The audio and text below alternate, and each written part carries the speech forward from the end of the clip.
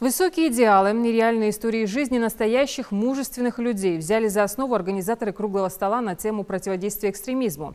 Мероприятие прошло под эгидой регионального министерства по внешним связям и национальной политике. Именно примеры подлинной человечности и неподдельных ценностей должны напрямую влиять на неокрепшее сознание молодежи.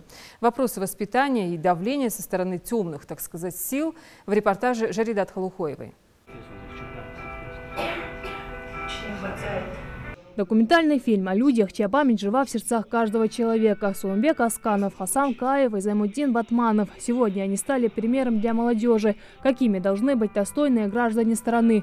Поддаться чужой идеологии, пойти по пути терроризма или выбрать светлое будущее в окружении любящих людей. Фильм рассказывает о последнем дне героев. Почему они сделали выбор в пользу других, а не себя. И когда на одной чаше весов оказываются чужие жизни, а на другой твоя, что-то происходит в душе. Ты понимаешь, что твоя жизнь – это не высшая ценность, и ничего не кончается смертью. Этот фильм учит тому, чтобы в погоне за комфортом не вытеснить высокие идеалы и ценности, маленькие мгновения радости, которые, переплетаясь, создают счастливую жизнь. Заставляет задуматься, можно ли найти это счастье в экстремизме и терроризме. Я хочу сказать немножечко в отношении молодежи.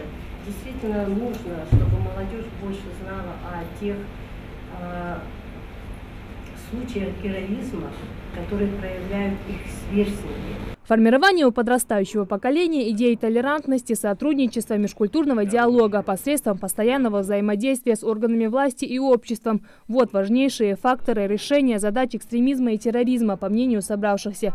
Хотя подобные профилактические встречи с молодежью в республике проводятся часто, это мероприятие больше впечатлило ребят, чем просто лекции про недопустимость различного рода идеологии в молодежной среде. Осознал для себя очень многое, что в первую очередь человек должен не обращать свое внимание на такие вещи, как этот бандитизм, тот же терроризм, должен вести правильный образ жизни. Эта встреча стала полезна не только для молодежи, но и для взрослых, напомнив последним, как правильно воспитывать детей. Ее организаторами выступил региональный Миннат совместно с Комитетом по делам молодежи.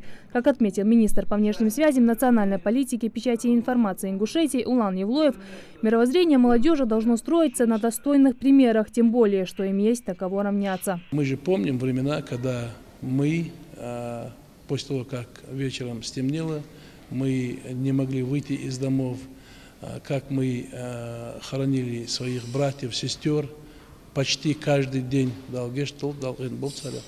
И посмотрите, каким образом в мирное время герой Российской Федерации, глава Республики Ингушетия, когда прошел, и он каким образом пошел на схватку с этим злом, международным терроризмом, экстремизмом, и каким образом он все это истребил, искоренил в корне. По итогам встречи участники круглого стола пришли к общему выводу, что необходимо постоянно осуществлять мониторинг состояния законодательства России с целью противодействия экстремизму, разжиганию межнациональных и межрегиональных розней, проводить еще больше профилактических мероприятий с молодежью, а также уделять особое внимание формированию в республике нетерпимости, пропаганде и распространению идей терроризма. Жаридат Халухоева, Рамазан Миржоев, Новости 24.